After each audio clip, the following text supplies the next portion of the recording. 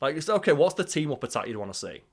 So, like, when obviously King Kong and Godzilla team up, what is the team-up attack you'd want, and why is it, like, the Raditz and Piccolo, right? I was going to say, do it now, Piccolo! Can you imagine if, like, King Kong grabbed, like, MechaGodzilla, like, in the Raditz and Piccolo and Goku position, and just, like, Godzilla does the atomic fire breath straight through the middle? So, far away, Lucas, and lovely audience at home, what is your favourite King Kong moment? Am I allowed to just say the really, like, weird CGI stampede in, like, King Kong from Peter Jackson? You can if you like. Here it is.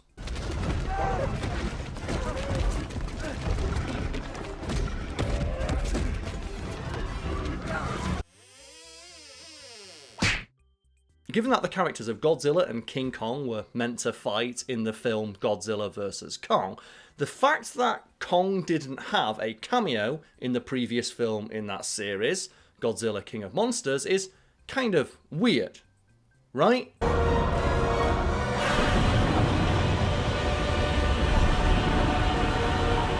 Like, you think there'd be some sort of cameo to set up the fact that we're going to fight, surely, right? You would think so, like, a very MCU kind of post-credit scene where just, oh, what's this gorilla? He looks bigger than normal or something. Just something weird, right? Especially when you consider that the plot of King of Monsters is that every giant monster in the world turns against Godzilla, which would include King Kong, you'd think, right? Well, as it turns out, King Kong would have turned up if he gave a shit. I'm confused about, we're talking here about a fictional character. Yes, we're talking about like King Kong in the legendary Monsterverse, which at the time I wrote this article, I write here, is the only cinematic universe beside the MCU that isn't a huge embarrassing failure. I think that still counts, unless you consider the Fast and Fury-verse to be a cinematic universe, which I do. Yeah, that's what I was going to bring up, is like, I technically guess that is a cinematic universe, because there is like at least one spin-off in Hobbs and Shaw, right? Yeah, there's a spin-off of Fast and Furious. There's also a spin-off for like the Monsterverse, because there was that TV show, which didn't really have the budget to have many giant monsters in it, but Godzilla has a cameo. It also has like John Goodman. Like the best CGI effect in that entire show is where they make like 65-year-old John Goodman sprint.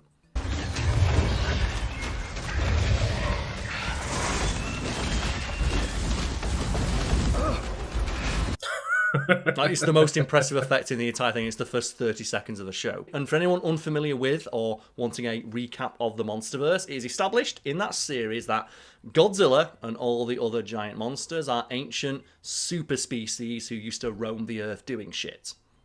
Like, long before humans turned up.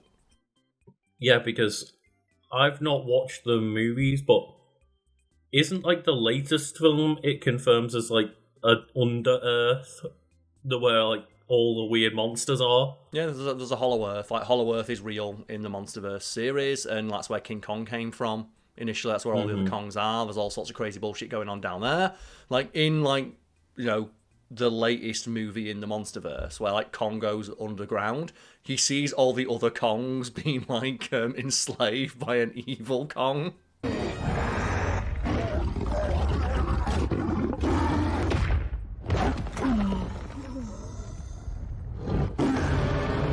Oh no. Yeah, oh god, like, the thing is, though, one of the things I love about King Kong, like, in all of his iterations, is that there's so much humanity inside of Kong, which is kind of the point. Like, the ending of the first fucking movie, like, that he appeared in, is like, you know, it was beauty that slayed the beast.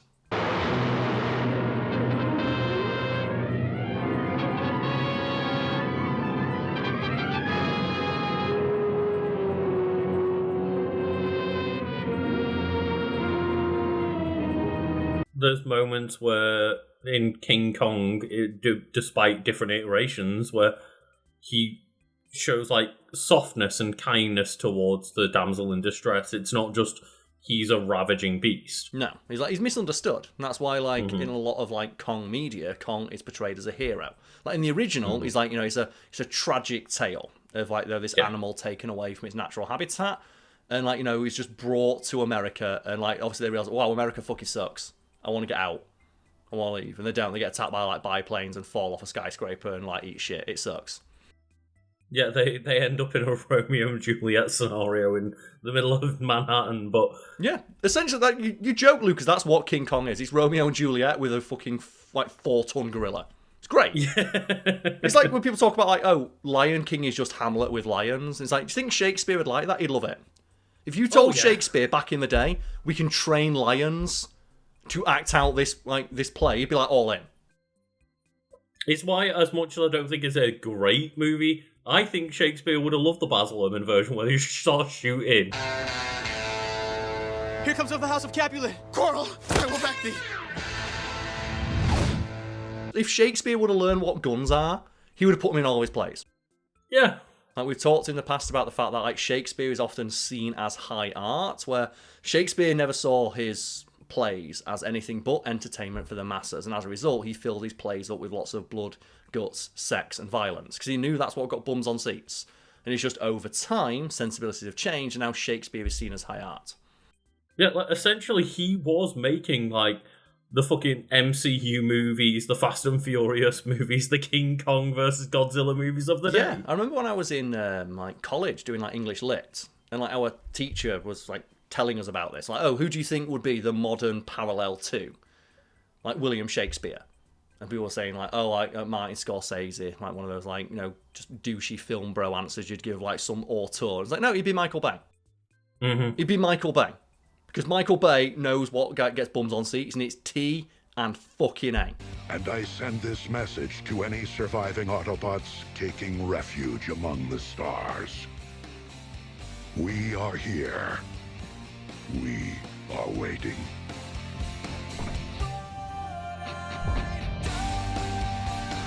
And Shakespeare was all about that shit. He loved it. Like, he loved violence, he loved sex, he loved raunchy language. Like, he invented new swear words and put them in his play. He invented so many words, and so many of them were crass in different ways. Were you the first person to use the phrase heart of gold? Yes, I was. Correct. Dead as a doornail. Oh, yes, that is one of mine. Henry VI, Part 2, the sequel. Correct. Wild Goose Chase. Oh, yes, that's mine. Are they still using that? They are indeed correct. Yeah, and that's the thing. If you would have told him, like, hey, in this Romeo and Juliet play, how about we get Romeo played by a gorilla? He'd be like, genius. Wish I thought of it first. And how about instead of, like, you know, Romeo drinking poison, he gets attacked by planes, and she's like, what's a plane? And he explains to him what a plane is, like, that's awesome. Do that. Like, I 100% agree. Like, he'd be so down for, like, what? Giant gorilla gets attacked by flying objects shooting these things I'm unaware of called bullets. You know what? That sounds sick. Yeah. It's like, was that, like, shitpost from Tumblr of, like, do you think, like Marx would roll over in his grave if he saw the world we lived in? And it's like, he imagines, like, conversation. And it's just him going, so you landed on the moon? I'm like, yeah, but that's besides the point. What do you think about, like, the way society's like, the moon in the sky? Right? You'd have... Let's just have some specific... But back to, like, you know, Godzilla vs. Kong and the Monsterverse, right?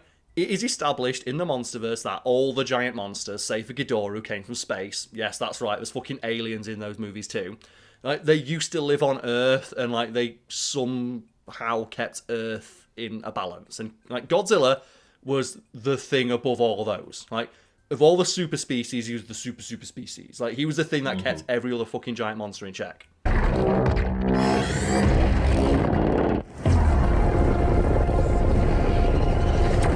Which makes sense when you watch, like, Skull Island, where just it's a bit more... He's slightly more grounded than the rest of the movies in the Monsterverse, where just... Oh yeah, he's fighting another kaiju and just wrecks its ass. Yeah. And the only exceptions to, like, Godzilla's utter dominance over all of the Earth is King Kong, because King Kong does his own thing. Like, he's got that thing going on, and Ghidorah, who comes from space. Both of them in their own, like, respective environments just whip all kinds of ass and insert Godzilla doing a flying dropkick here.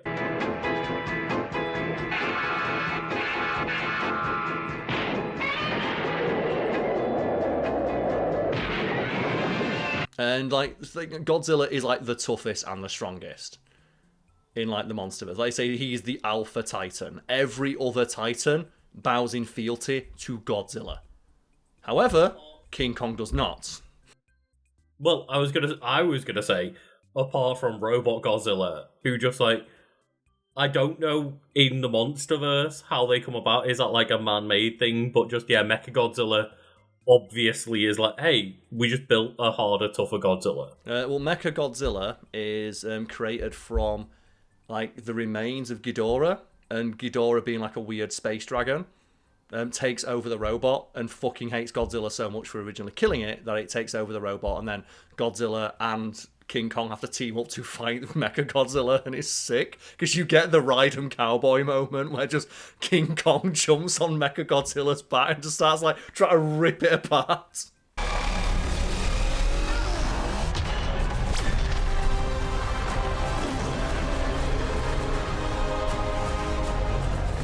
It was so clear when they pitched a movie of Godzilla versus Kong that, similar to like Batman versus Superman, there had to be a third option for them to team up and then defeat at the end, because you just can't have one beat the shit out of the other. The rights holders would never agree to it. Like, Wiki Weekend's a series that we've had for a while on Fact Fiend, and fun fact, it's spun off into its own channel. You can check it out below.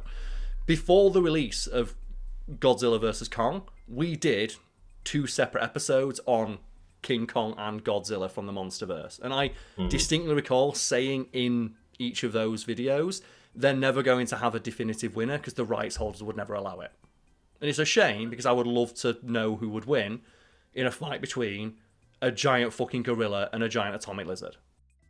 Exactly right. And I think even in that video we made allusions to Batman versus Superman as a perfect example of just, they're too much, even with like DC as the sole owner, they're still too much of an absolute fucking coward to truly name a victor.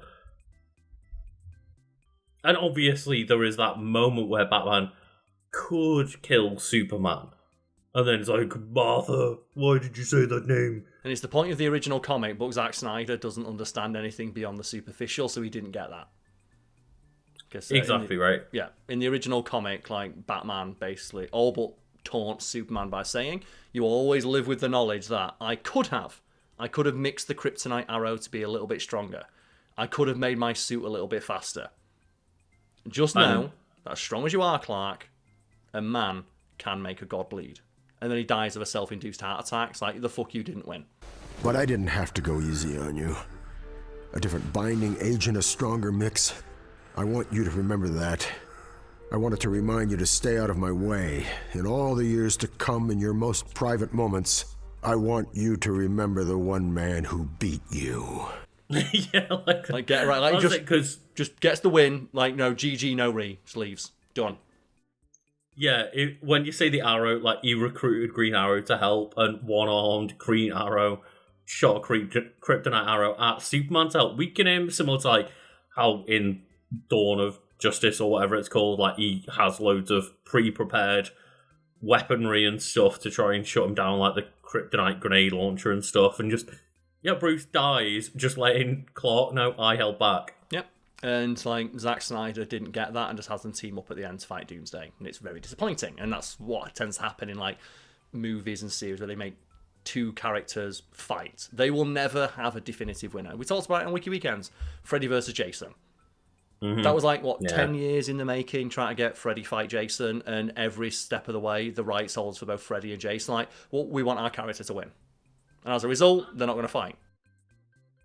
And we alluded to Fast and Furious earlier, where just there was seemingly like a massive problem on set because it was The Rock and Vin Diesel both wanted like an equal amount of punches to each other and stuff like this, right? So, like, supposedly, because I believe it's Vin Diesel's sister or some family member is an executive producer on the Fast and Furious series, and they basically have it written into Vin Diesel's contract that he can never lose an on-screen fight.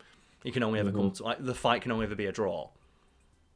Which means that just the fight scenes that Vin Diesel's character takes part in are very boring, because you know he's either going to win, or it's going to end in a stalemate where no one is the winner.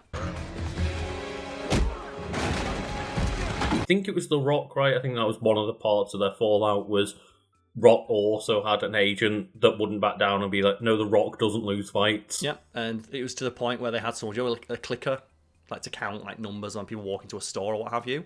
There was someone on set with one of those counting the amount of punches thrown. So that make sure they both get an equal amount of licks in, and neither of them look like a weak, small man because their egos are just that fragile. Yep, and it's to the point where they even had arguments of like, okay, what does a headbutt count as? Does that count as 2 punches? And it's like, as you said, there's nothing that makes them seem weaker than them having to like protect their ego that way. It's a fucking fictional movie. Who gives a shit? Yeah. But like you kind of understand it more when it's like rights holders to characters, right? Like we want to protect the King Kong brand, so we don't want King Kong to get his ass beat by Godzilla. Even though I'm going to be honest, I love King Kong, Godzilla would beat his ass. Like Godzilla is fucking unstoppable. Godzilla would tear that ape apart second one. It would not even be a fight, but I would love to see it. I would love to see like just the singed gorilla tech.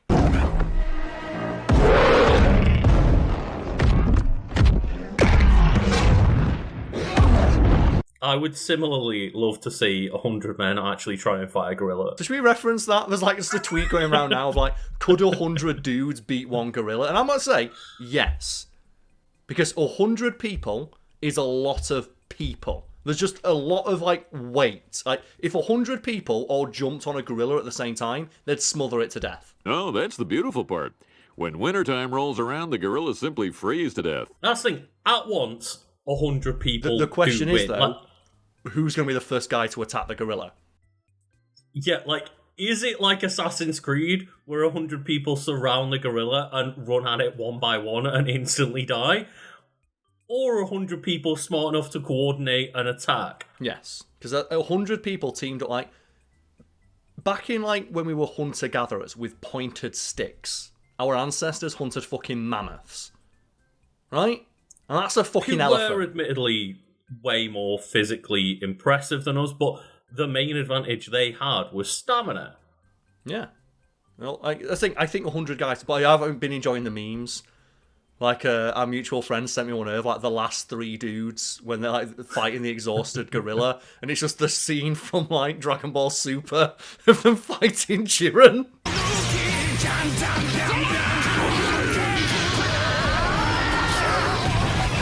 And then just shout out to one of our friends for going into Smash Bros. And being That was like, I me. did 100-man melee. That was me earlier today. Oh, I thought that was a different friend that sent that. No, like just today, like that mutual friend was over at my house. We were talking about the meme of like, could 100 dudes beat a gorilla? I went, let's test it. And I just went into 100-man melee on Smash Bros. With Donkey Kong. And spoilers, I lost. Because just, you know what? 100, that's a lot of fucking people.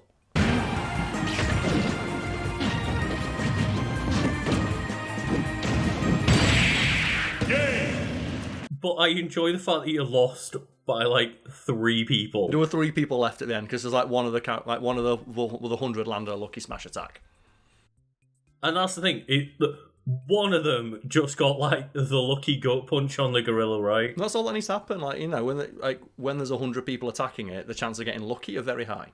But yeah, it's a very just funny thing. And that's what I equate like King Kong to. Is King Kong, you might need 100 King Kongs to take out the Godzilla. And I will say King Kong is smarter than Godzilla. So that's what like they eventually decided on, is like, okay, Godzilla is just a fucking unit. Like, you're not killing Godzilla. Like, Godzilla is unkillable. They are like a walking nuclear reactor. They are the apocalypse given form. But King Kong is gorilla.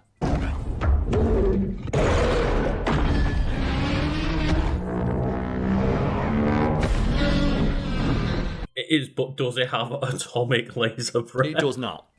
And like some of the best moments in like the series are when like you see King Kong. That's a very human character. They give like King Kong very human characteristics. Like in the latest movie, where you see like, because Godzilla's gone on a fucking rampage because Godzilla's pissed, and like King Kong is trying to like reason with Godzilla, and you see him do the thing. Whoa! No, don't do that! And just Godzilla fucking suplexes him.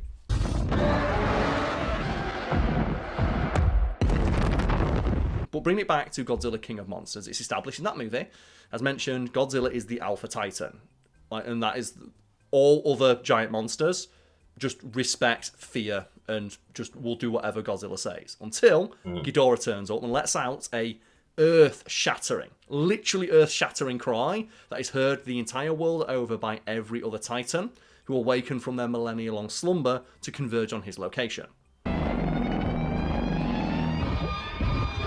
They saw the meme. They were like, well, 100 of us can take out Godzilla, right? Exactly. And that does beg the question, though, where is King Kong? Like, surely King Kong heard a literal worldwide call from the above Alpha Titan, Ghidorah. And it turns out that King Kong did. So in the novelization of King of Monsters, they have a chapter on what King Kong was doing. And it turns out that King Kong did hear the cry, but chose to ignore it.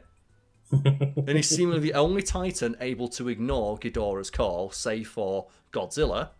And in fact, King Kong heard the cry, decided not to converge on like Ghidorah's location, but instead got mad because all the skull crawlers on Skull Island started to head out into the ocean to like to join in. And the reason there's no like skull crawlers in King of Monsters is because King Kong fucking killed them all.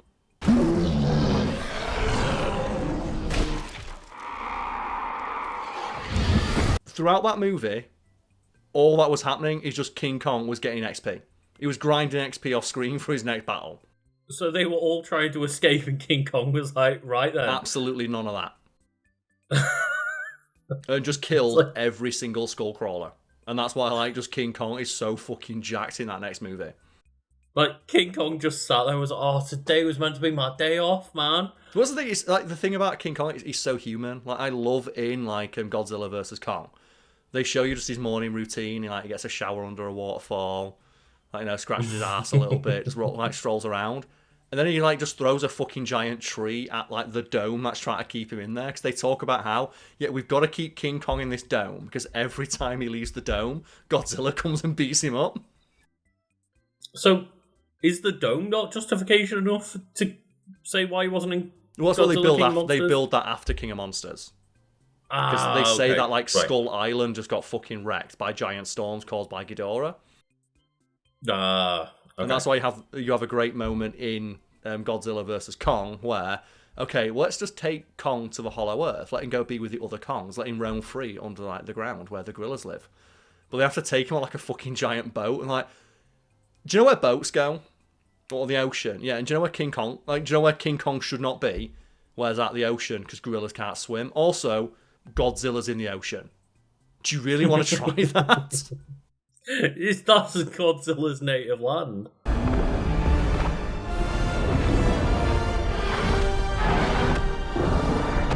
It is, and I love as well they talk about how is it that Godzilla gets all around the Earth so quick? It's like he goes in the Hollow Earth.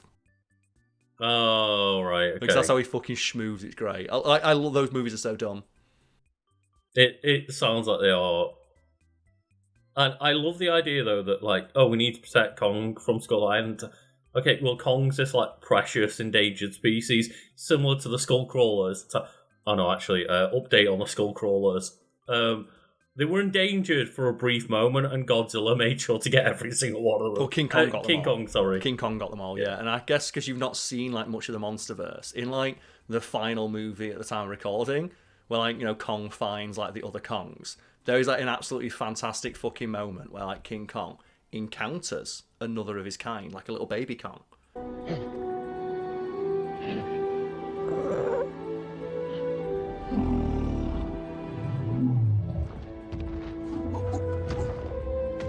And you think, oh, is this going to be the moment he encounters the baby Kong and he gets to play with the baby Kong and the baby Kong bites him and King Kong just grabs the baby Kong by the leg and swings it around like a baseball bat and uses the child Kong as a weapon.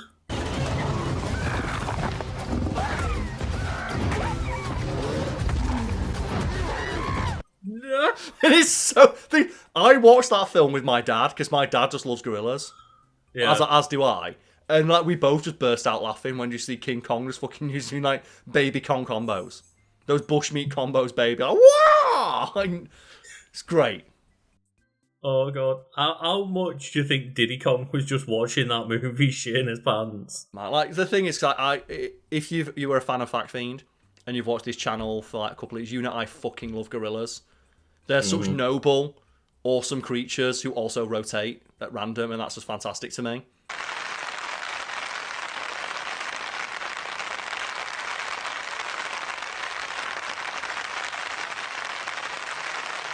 I adore gorillas. We've done an entire episode on how obsessed the people of the past were with the idea of gorilla. Like, for example, like we did a video on like DC, where there was like an internal memo from DC from like the 50s of like just add more apes. Because someone realised that every time they put an ape on the cover, just people bought that issue, whatever it was. And that's why there is like a larger than you'd expect number of gorilla-themed supervillains in DC. There's still a chance for us, you know? What are you talking about? We're the superior ones, you and I. We should be running the world. I don't think so. Pity. Yeah, just an inexplicable, like, unexplainable thing. And only unexplainable as far as, like, all we know is gorillas sell comic books. And it is a well-observed, documented phenomenon that people just really, really like gorillas and apes. Yeah, we do, and I like the idea that we like the grey apes, not the apes. And there's only, like, there's a singular ape that isn't a grey ape, right? Well, there's some gibbon that's just a regular ape, and all the other apes are grey apes. Like, what did that fucking gibbon do to get that? But yeah, like, just this, and in regards to gorillas, there's just like when you look into the eyes of a gorilla, there is like an inherent nobility to their profile. And like every movie I can think of that stars a gorilla, because I've watched most of them, they always have that shot of someone looking into the eyes of the gorilla and just seeing, like, you know, just the humanity, the soul that exists within. Like, one of my favourite Disney movies is Mighty Joe Young. Like the remake, not the original, where they just have, like, just Joe. And he's just a giant fucking, like, 11-foot tall gorilla who just roams around, like, a city just rescuing people. And just starts doing, like, gorilla combos and everyone. It's fantastic. You know what you do though, Karl? You stare deeply into like the eyes and the soul of the gorilla, and be like, right, time to send them into the diamond mines. The chimps are running a diamond mine. Why, what fascinating behavior! I must document this new activity. I love gorillas. I love them so much. I consume so much gorilla content. It's great. Like, the thing, every now and again, just a video will go viral of just a gorilla doing something cool. Like, do you see that one where it's like just a gorilla's walking into its enclosure and just for no reason does a 360? Just for no reason, just to flex. Or like that one of like the gorilla watching like a caterpillar with its son. And it's just the sat. One that's in the video of the one in the little paddling pool that's just twirling. Just rotating it like, just, I'm going to say, a quantifiable percentage of the speed of sound. Like, the only thing keeping that gorilla rooted to the ground is how much it loves being in the water. I mean, we do know from Donkey Kong in Smash Bros. That if they rotate fast enough, they can elevate. They can achieve escape velocity and, like, you know, raise off the ground. Well, there's like all that great footage of like, oh yeah, we'd put a mirror in the jungle to see what happens, and fucking gorillas square up to it. It's like beating their. It's like I'll show you me. Don't give a fuck. They're awesome, and like, you know, in regards to King Kong, I love like all of like the Monsterverse movies with King Kong. Just that gorilla is just like he's having the worst day. Yeah. He's always having the worst fucking day. Like, there's a bit in, like, Godzilla vs. Kong where, like, MechaGodzilla turns up and King Kong, his fucking arm, like, his shoulder's dislocated. And he has to do, like, the man thing of, like, knocking it back into place, but he does against a skyscraper.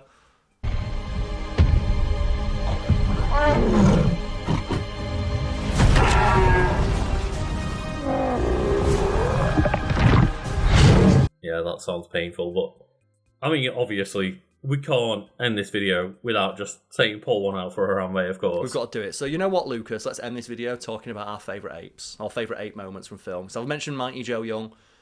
Oh God, I fucking love Mighty Joe Young. Like, do you know, like those comfort movies that you just watch and it just like makes you feel like a kid again? When I like just feel like a bit ill, like when I'm not well, I'll just put Mighty Joe Young on. Yeah, so it's a strange one. I think I've maybe watched Mighty Joe Young once, but yeah. It just feels so bad. Like, there's a really great moment, and then it always, like, you know, it tugs at my heartstrings. I don't shed the single manly tear because I'm English, so I don't have the ability to cry anymore. But like, it does like stir some emotion within me. Where like at the end, Joe rescues like a little girl. She's gonna try and save him! Don't shoot!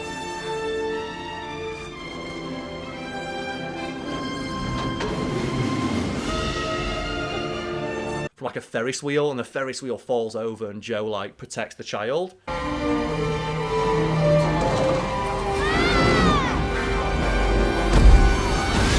And like he's just lying there dead on the ground, like pray for Mojo. And just think like, what's going to happen to Joe? It's like, well, he's got nowhere to live. He's too big. And just like the little kid comes up and just gives them $1. It's like, I want to help Joe. Somewhere safe means a new home for Joe. Where are we going to get that kind of money? I've got some money for Joe.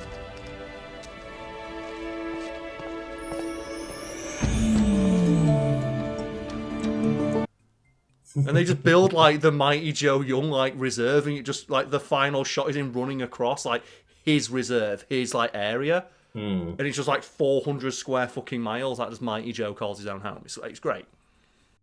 I mean, my Disney gorilla experiences tied into Tarzan instead were just, yeah. I mean, Tarzan literally like becomes ape, and just Jane too, and everyone always questions like, really, Jane like decides to end up staying in the jungle with gorilla, and then we flash forward, 30 years and look at the world around us today and go, maybe Jane was right. Maybe she's right. Just hang out with the gorillas, just eat some grass, chill with Tarzan, slide on those vines. Yeah, I think like she was correct after all. Just we always question Jane, but Jane was right. What's the meme, right? Return to monkey. Just go back. Just I want to regress. I want to go back to just being monkey. Well, I've got to worry about doing like sick flips and shit. So that was that meme, isn't there? Like where it's like, oh, did you know that like a baby chimpanzee, like at like 1 day old, can already like support its own weight with its arms, and someone tries to be smarmy like, well, a human baby can't do that because our cranium is so overdeveloped that that's why we have intelligence. So I was like, yeah, well, fucking low tier ass crap babies not be able to do sick flips and shit. It's day one. Monkey stays winning. Like you look at things like fucking elephants and giraffes being birthed like mid walk, and it's just, well, if you can't catch up to us, fuck you. Gone. Fast animals, slow children. Come on, guys, wait up! And Lucas, since you mentioned Tarzan, and I've mentioned Mighty Joe Young, and I mentioned comfort movies, I guess I've got to mention George of the Jungle. Oh, okay, yeah. George of the Jungle. Like, Joe, you talk about why does Jane choose to stay with Tarzan and the apes? There is a fantastic moment in George of the Jungle that I missed as a kid because I just like watching like the toucan and the animals run around. Where like Brendan Fraser gets taken to like the urban jungle, and like you have a bunch of guys like gathered around watching George like talk to a horse. Like, I wonder what the girls see in him, and it shows you every woman just fawning over Brendan Fraser, and then it just pans over, and it's Brendan Fraser with the luscious locks, the six-pack, like the Fabio open shirt, just like putting his head next to a horse. And it's like, I wonder what the women see in him. Where is he? He's under the water. He's in the shower. Not anymore. George. Oh, bad waterfall. First water get hot, and then George slipped on this strange yellow rock. Oh. I just googled like Brendan Fraser and George of the Jungle, and it's like you forget how insanely in shape he was. You forget for that how role. fucking ripped like Brendan Fraser got for that role. I also love that film has some like other moments that live rent free in my head. Like I love the moment where he's like, "Oh man, I need to go back to the fucking jungle to save like my ape friends," and he just ships himself in a box, puts on like a pair of like Nike Air Max trainers, and sprints all the way home. It's great.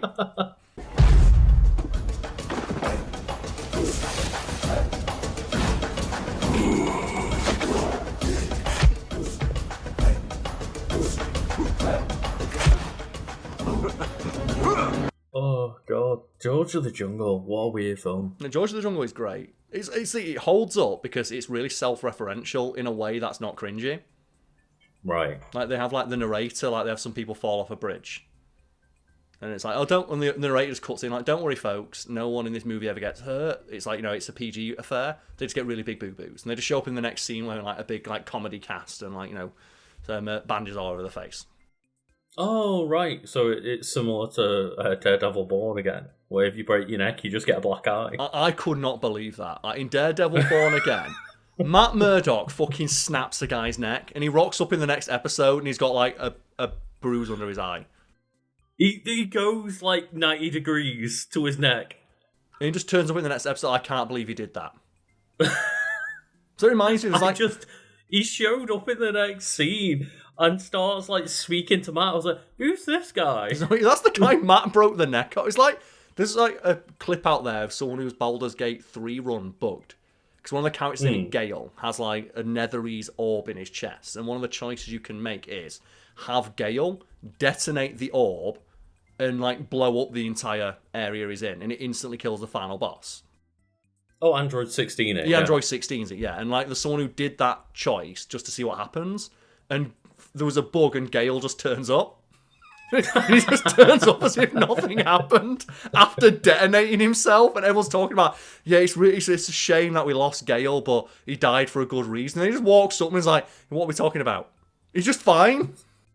Isn't it is it the Predators that do that as well? Oh yeah, like the Predators, like the fuck you didn't win.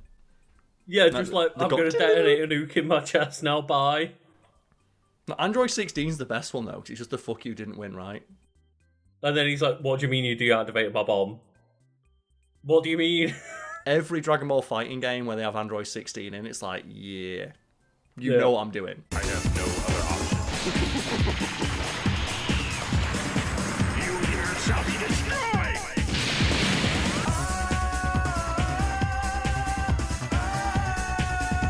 Like, it's okay, what's the team-up attack you'd want to see? So, like, when obviously it's King Kong and Godzilla team up, what is the team-up attack you'd want, and why is it like the Raditz and Piccolo? Right? I was gonna say, do it now. Can you imagine if like King Kong grabbed like MechaGodzilla like in the Raditz and Piccolo and Goku position, and just like Godzilla does the atomic fire breath straight through the middle? That was the exact moment I was gonna say. Yep. Alternately, I would love it if like they somehow recreated the final like fight against Jiren, but just fucking Goku throws Frieza at Jiren for no reason. Just King Kong launches Godzilla 1,000 miles an hour. It'd be great. I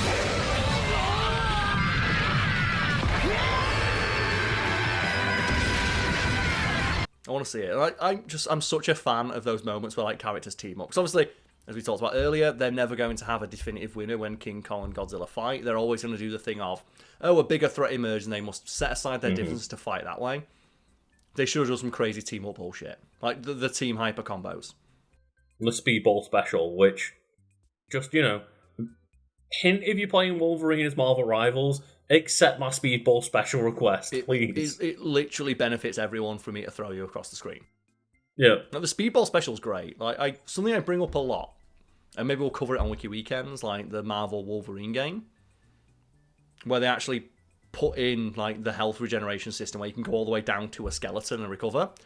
Has probably the most interesting application of Wolverine's powers I've ever seen, where there's like a giant super sentinel that like is flying through the air and like they hit it with a missile.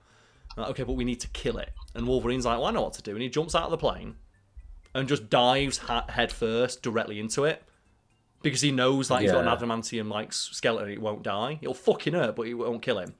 And just flies straight. Do the freezer thing. Just throw me at Jiren, I'll fucking kill him that way. I was like, use Nova Strike and kill him. Like Wolverine does that. And just flies straight through the head of the Super Sentinel. I'm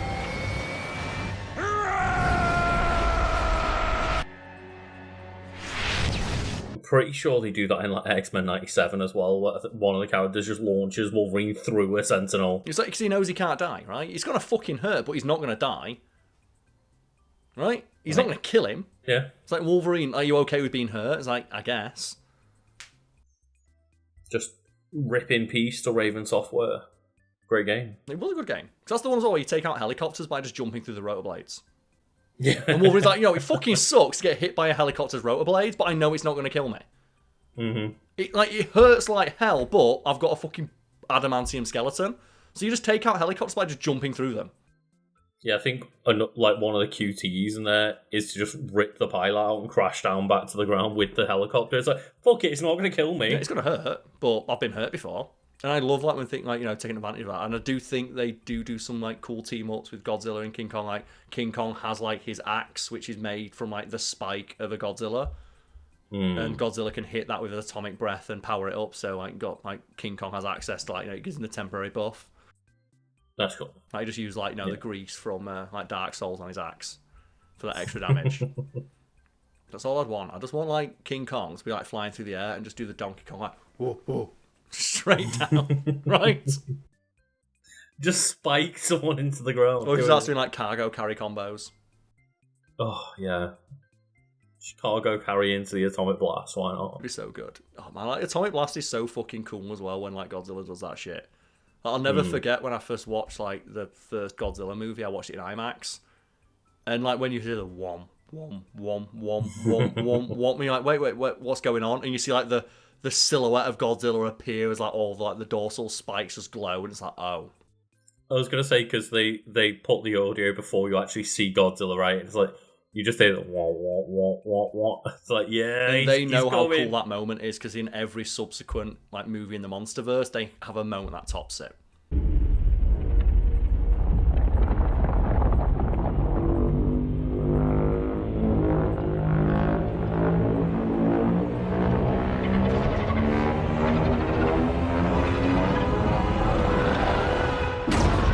And just they every time just have it, and obviously they're never going to top not Final Wars. It's -1, and that's the movie where like that really shows how strong Godzilla is, and that's where like Godzilla they knock him out by like flying like 8 tankers full of like poison into his face, and he's like on the ground knocked out, and they just say, okay, what we're going to do to take him out? How about we crash every bullet train in Japan into his face carrying nukes? And there's just a 5-minute segment of just them crashing bullet trains into like Godzilla's face. It doesn't work. You fools, you're powering him up. It doesn't work. That's what I love about Godzilla. Like, every time they try and kill it, it just makes him stronger. It's like, why are you doing this? After the first couple of nukes, you think, like, oh, shit, maybe this isn't going to work. Maybe the nuclear-powered Godzilla is not going to get killed by nukes. Well, they do that in, like, one of the Monsterverse movies. I forget which one, because, like, they all kind of blend into one when you've watched them, like, a bunch of times. They talk about, like, we think Godzilla might be dead. He might be King of Monsters. Like, we think Godzilla's dead. So what do we do? It's like, why don't you just detonate a nuke in his face? It's like, really? It's like, just nuke. It's how we woke him up the first time. So he's put a nuclear bomb next to his head, and he's mad. He's just mad. Do you mean like Invincible, where like the Immortal is killed, and they bring him back to life, and the literal first thing he says is like, "Where's Omni-Man?" Yeah. He just flies, powered by pure rage, straight to where Omni-Man is and punch him in the fucking face. Oh god. So like Godzilla, man, just like local lizard, literally too angry to die.